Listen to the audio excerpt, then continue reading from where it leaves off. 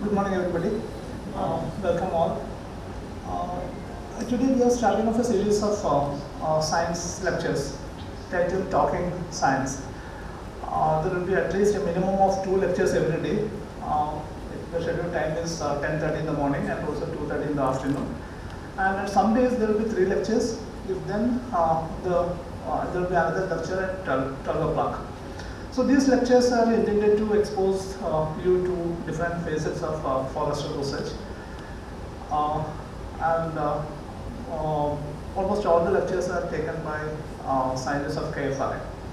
This is also an opportunity where the new scientists of KFRI is going to expose themselves. They are going to address the gathering for the first time.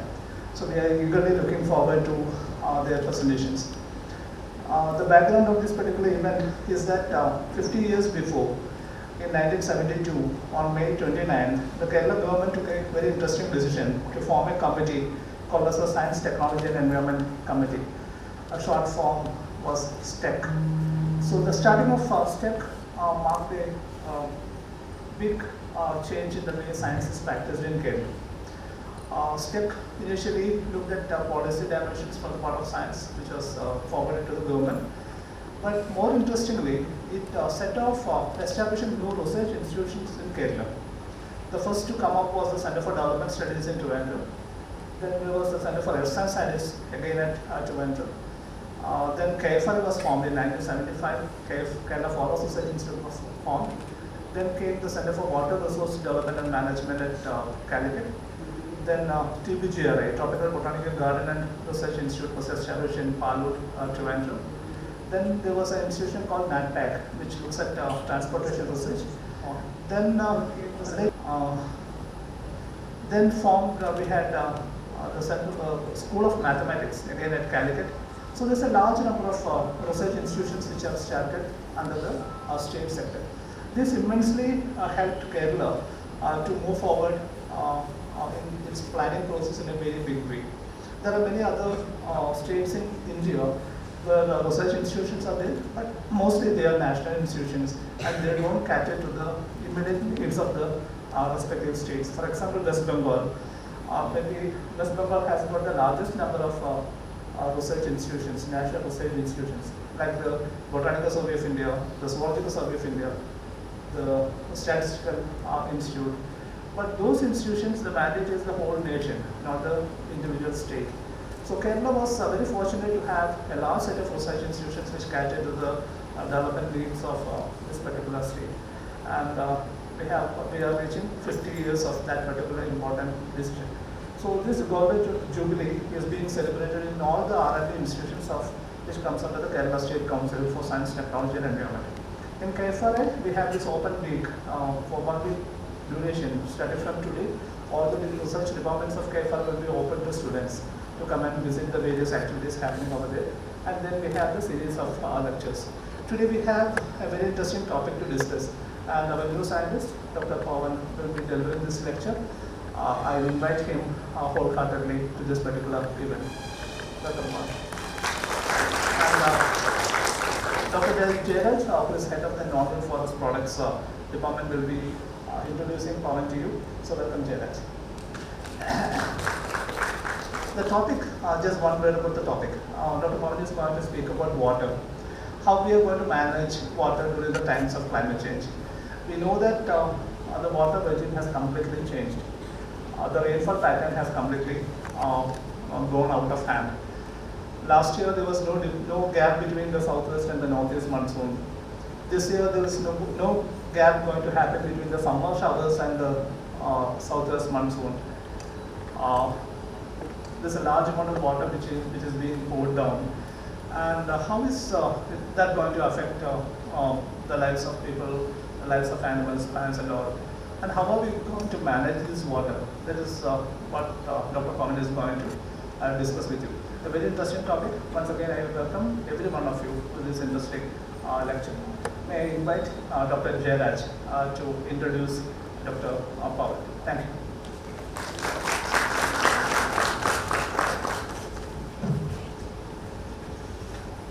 Thank you, Sri sir. A very warm good morning to everyone over here. As Dr. Sanjeev said, that we are celebrating the Golden Jubilee of State Environment Committee, which was formed in 1972. So in this occasion, my job over here is to introduce the speaker of the day. It's Dr. Pawan S Wable. So Dr. Pawan S Wable is one of the new faces in KFRI. He has joined KFRI maybe a few weeks back. And Dr. Pawan is MTech and PhD from IIT Kharagpur. Then he has completed his PhD in Water Resource Development and Management. After that, he worked in ICRISAT. It's one of the prestigious institutions in Hyderabad, and he worked there as a visiting scientist. Then he joined KFRI in May 2022, this month only.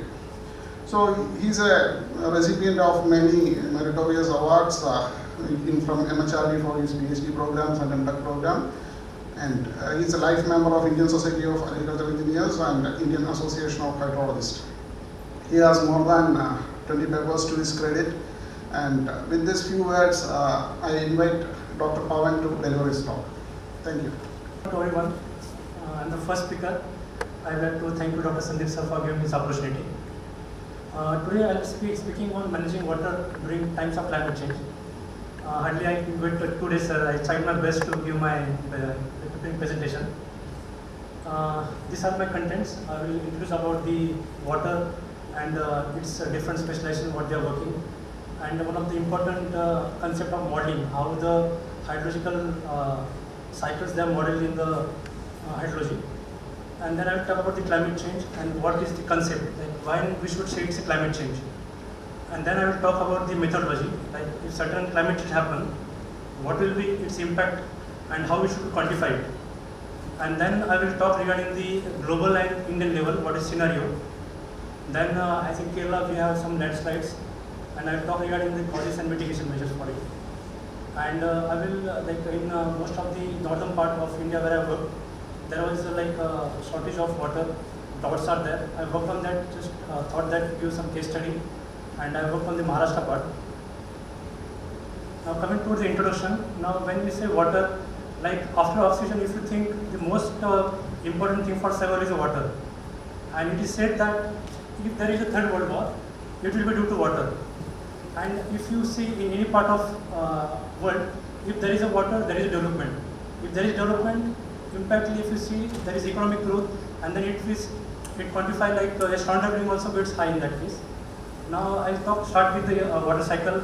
Like all we say, what is water cycle we know from the school water level. Just I will use small brief so that it will be helpful in my presentation. Like first thing, water cycle, we prevent the water in the water cycle limit is almost constant. And when you say that it usually is good to start the process with oceans, and due to the sun, water get evaporates, and then it water precipitation. Then after precipitation, some of the water flows. It's called a surface runoff. And also there is also melting of the snow, which leads to the surface runoff. And then some water goes to the soil.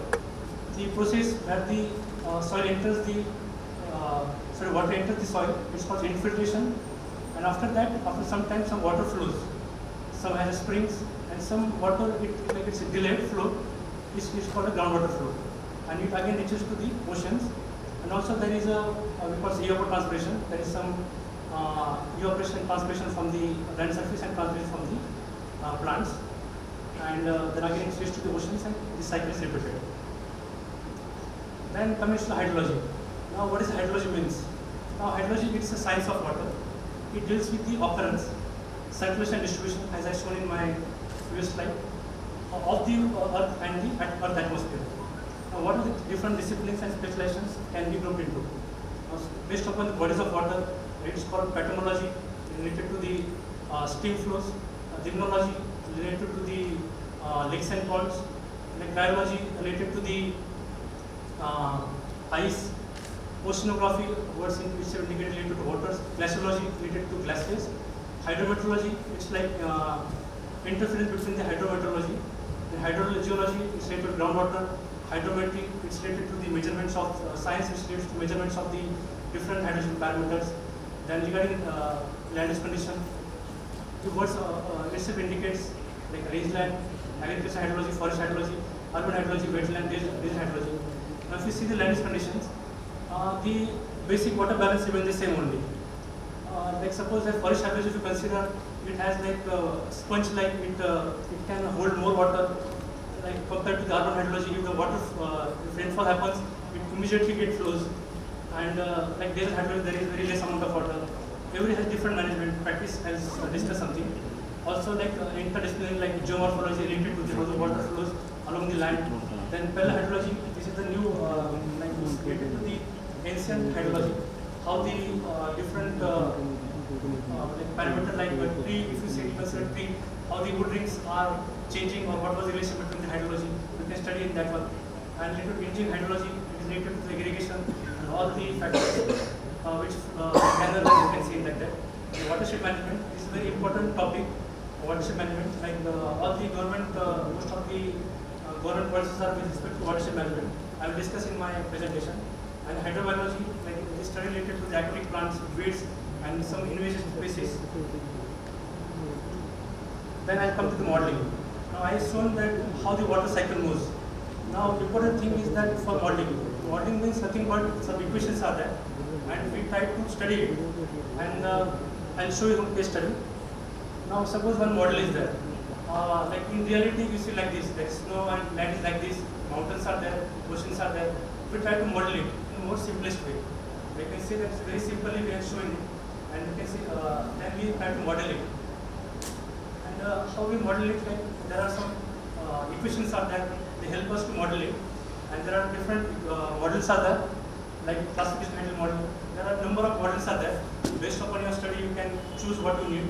Like a black box model, like if you don't know what's happening inside the, like suppose you are taking any study, you don't know what is the relation between input and output, then you can go for empirical model. And if you have some data set, small data sets, how to go with it is called lump model. And then distributed model, like if you have graded based data for all your study area, then we say the physically based model. And just going a little bit deep in that. Now this is the one model called soil water assessment tool. This is one of the very popular model in hydrology, which is soil water assessment tool. And the water balance equation is that, for example, rainfall is there, then is equal to runoff, how the water is flowing, then groundwater flow, how the water is flowing, then evapotranspiration, and then the change in water storage. This is the basic water balance equation. All the models which are developed in hydrology are related with these equations. And then this is the what this model does. Like what are the inputs you need for any hydrological model. This is one of the simple models I'm explaining in detail. Like you need what is the topography in that area, what is the land use land cover, what is the soil map, what is the weather, how different management practice you can do and reserve operation you can do. And this is term called calibration validation. Now when you start to get a hydrological data, there will be uncertainty in the equations, in data collection. To overcome it, we do calibrate the model. And after calibration, we check it back into validation. And we can study different water balance components like runoff, soil moisture, evapotranspiration, drought recharge, drop rain, number of water days, water state, soil nutrient status. So once the model is set up, you can run the different scenarios. Now suppose I have this area, I have in my study, I have one area, like watershed. The watershed is nothing but an area when rainfall falls, like all the rainfall get accumulated in one place. Then outside you can say, it is called a watershed. Now suppose I want to see the impact of land use change, impact of land use change. Suppose this is the agricultural land. Suppose what if I have done in a forest land? What will be impact upon its runoff? What will be impact upon the its soil moisture? That I can study here. Like various agricultural water interventions. Like what if I put the check dams here? What will happen to my study area? What will be the quantity of water I can save in my study area? Now there is always the upstream downstream interaction. Like suppose if I put more check dams here, this area will not get this water. Then we have to like formulate some policy in that. And again the burning topic is the climate change. Climate change, what should be our studies in that? Now this is a black box model. It happens that many of your studies, if you see, there are some studies you don't know what will happen physically, you don't know what's happening inside outside. In that case, we are seeing that black box model. Like new concept is the artificial neural networks. Like most of the techniques, like artificially intelligence we are studying, all these things are like related to artificial neural networks. It is nothing but a pattern recognition. Like your morning we are coming and we are pressing our thumb there and we are getting that it's nothing but a pattern recognition. Because of that, it is nothing but ANN. What is it? It's like based upon our brain, how it works. Like our brain knows, like suppose I have the, suppose this I have a laptop in my front of me how I know? I have in my brain, I know that if there are like some screen is there, some keyboard is there, then I can understand it's a laptop is there in front of me. Similarly, what is done is like knowledge is stored in that one, and then with integration weights, and then we say that what is output. So what you have to do, you have to like just if you have in area of your area what you're working right now, if you don't know how is like if you don't know what's happening inside that, then you can just inputs and outputs you can put, you can calculate it and you can validate it, and you can see what's happening in future. Then climate change concept. Now I found that many of us like who are like not known, like we wrongly use the word concept like weather and climate. We say weather and climate are same only. But what I feel like, what do when we start weather, it's nothing but an atmospheric condition for a short duration. Like we can say that we say that suddenly it's happening, rain occurs, and it's a weather for short term duration. But if you're going climate, like suppose you're going to any new place, you're seeing climate. Climate means nothing but like average of weather over a long period of time. And it said that IPC said that 30 years should be the long average time. But in case if it's not available, you can go for a short period of time, 20 to 15 years, depending upon the age of what you're studying in that. Now, same thing. What like should we say the variability? Now, suppose like I'm getting the rainfall like within 1 week I'm getting more rainfall. And shall I say it's climate change? What does it exactly mean? Usually climate change we speak in terms of the rainfall and temperature. If I'm just doing an example, now this is the like temperature plot, and if there is an increase in 1 degree Celsius, what will happen to it? You can see that trend is increasing trend. Now when we say increasing trend, but we should it should be significant. Then we can say it is a climate change. Otherwise, it's just a variability. Then what happens when there, like you can say with respect to, you can say it's visible. It's a climate. There is change in that. We say climate change. Otherwise, if you're not sure, you can go for a statistical test. Like you can go for t-test or some trend analysis test. Then you can say that there is a significance or not. Then you can say it's a climate change. Then what are the causes of climate change?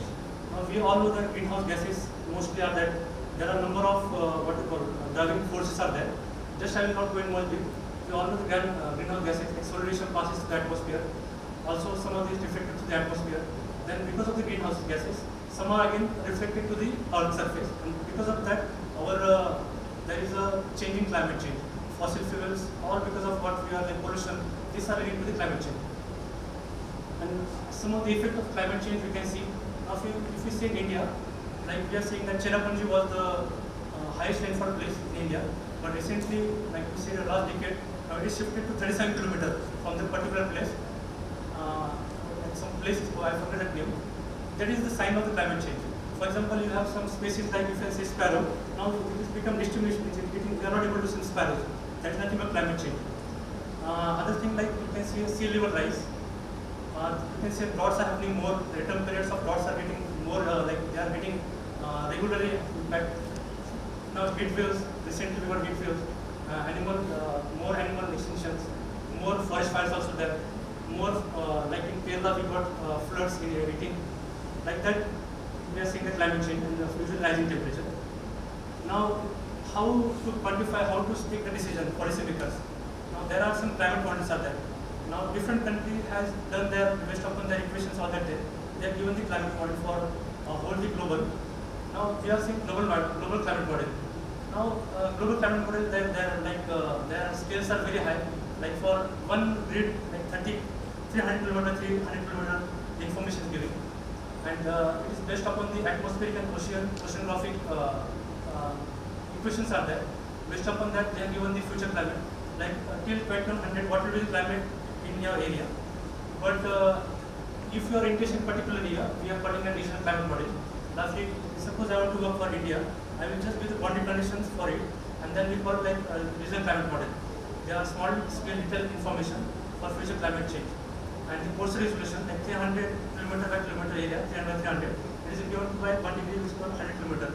That much resolution is giving. But it's like very computationally intensive. Therefore, based on people, they go for GCM. Now, how to say like what will future in that? Nobody like one particular model, you can't say that will happen like that. There will be more uncertainty. In that case, what to do? Take different GCMs and you see what is the uncertainty band in that, and you can see more, you can become certain in that case area. students.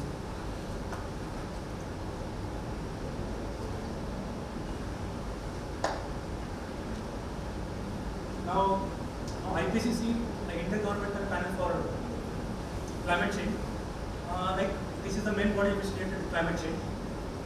Like they have given the based upon the socio-economic for mitigation and the socio-economic challenges for adaptation. They have developed some scenarios. Like what will be the scenario in future after 20th century? Then based like they have got SSP1, like shared social pathway. They have given some pathway, and for each pathway there is data in that. You have to just download data in that, and you have to downscale it in that. I'll just explain detail. Like what if there is sustainable? Like what this for SSP1, like load challenges will be there. Taking this for the green road. Now suppose SSP2 intermediate challenges, the middle of the road they are seeing. And what if the like fossil fuel, you are using more fossil fuel petrol and all that things. This is like one of the last stage, what you call extreme stage you can say. They are putting SSP5. Then what about the regional library? High challenges will be there, and it's for rocky road. And then SSP4 like adaptation challenges, dominant inequality. Then they are seeing the road divided based upon the mitigation and adaptation. Now, how the impact of future climate are quantified? Now, if you like in any of your area or any of your domain you are working in that, like you can work in like that way. I am talking related to hydrology. How we are quantifying it? Now, I shown you the G7 RCM data.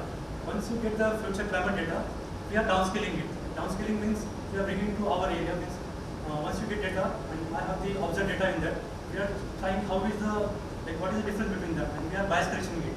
So that we can use in our actual data set. Otherwise, if you don't have the climate data, you can generate scenarios. Like suppose you are rainfall data and temperature data. Like what will be the effect if you like make 10% change, increase, or 20% change, increase or decrease, or 30% change. You can generate like precipitation, or you can generate temperature. What will if there is increase in temperature 1 degree, 2 degree, or 5 degree? And then I showed the one hydraulic model. They are fitting that models to the hydraulic model. And then we assess the impact of climate change. And how we assess the climate change? Like we see the pre-industrial area, like 1900 to 2000, we are seeing pre-industrial area because the fossil fuel was very minimum there. Therefore, what we can compare with that scenario we are comparing. And the impact of climate change, then I will talk about global and Indian level. Now, this is the climate change is already affecting. Now, this is the study what happening like that. Like we can say, this is the continental map. Like 19 of the parts of this hexagon, you can say there is increase in precipitation, air precipitation, and this is the like if 3 dots are there, we are seeing high level of confidence or things like that, or there is a low data in that sense. Like when you say that India, Asia, South Asia, then we have like there is a type of air precipitation, there is chances there in future. Now with every increment of global warming, the change gets larger in regional mean temperature, precipitation, soil moisture. Now what happens, like you can say that once you got the data in that, what we're doing, like you can say the observed data and simulated data. Now you can say that there are two like maps are there. You can see that 1 degree is global warming, observed same, and simulated. Now you can see that both the maps are almost same. Hence we can go for your future scenario. Now you can see that with every increment in case of mean temperature. Now you can see that this is like what if 1.5 degrees Celsius in our global warming change, what will happen in that? What if 2 degrees Celsius? What if 4 degree global warming? You can see that if the temperature, now we found that since like pre-industrial area 1 degree Celsius there. What if the temperature increases to 4 degrees Celsius? All things will get warmer. And if you say middle part 2 degree, then you can say that some part of the polar they will get more warmer, and 1.5 same little bit less warmer compared to 2 degrees Celsius. Similarly, in case of precipitation, like you can see that at 1.5 degree global warming, 2 degree global warming, 4 degree global warming. Now, if you can see that at 1.5 degree, Northern Africa will be more better. You can see in this one, Northern Africa will be better for 40% change at 2 degrees Celsius also. And if you say 4 degree change in global change, North Africa, Asia will be better with almost 40% change. You can see the more getting more better by this scale. At 4, polar regions will also get more better, and at 4% reduction in precipitation in North Atlantic Ocean. Regarding the soil moisture, Now we can see that across the volume levels, change in the soil moisture largely follow the change in precipitation. But there is also, like we can say that there is some difference between the evapotranspiration. And the same pattern we can see like this. Now coming to India, now IPCC has strongly said there will be change, like it will be high risk in India also. Like if you see the glacial retreat in Hindu and Kush Himalaya, glacial retreat is there. Like they are getting more melting will be there, then will be more, you can get more runoff, more river, you will get more floods in that case. Also its compounding effects on the sea level rise. The tropical cyclones lead to flooding, they are getting more frequent, there will be like that. And erratic monsoon, it will lead to drought, then there will be temperature more in that case. And also the heat stress, now in Maharashtra you can see that the part even we are seeing in the humid area, in that 46.5 degree temperature has been reached. Now the landslide, this is very common in Kerala. If I'm just giving the case, like some examples. Like what are some causes in that? Like favorable, like there are some steeper slopes are prone to slippage of land. And if the hard rock is available soft rock, when the water flows, the soft rock gets loosened, and therefore there is slippage of the landslide, or there is slippage, there is landslide you can see. Also there is a weathering of rocks. Like suppose some soil is reaching clay, it gets loosened easily, and it's prone to landslide. And also like in upland area, the deforestation is there. It can cause landslide in the downstream area, and vibration due to the earthquakes and the blasting of explosives, volcanic eruption. And some prevention and mitigations. What we can do to do it, like this is a divergent drain. We can just give a simple figure that one. By just diverting it into silt disposal, many of problems will be solved. But just we have to do some analysis, do some mappings in that. We have to identify the what are the land zones, or what you call landslide prone zones area. We have to identify the, we have to do the hazard mapping for this to identify the landslide prone area. And what are the high slopes? You can go for terrace farming in hill areas. And this is just a rain harvesting plan. This is just a case study. One of my PhD I done in this one, just I wanted to show it. Like this is a map what I worked in my PhD. This is the Maharashtra state. This is the worst affected state area in our area. Like usually within 5 years we get one drought, and whole our economy get lost. And I'm showing this is the Singar River basin. Like this is the part of the Krishna basin.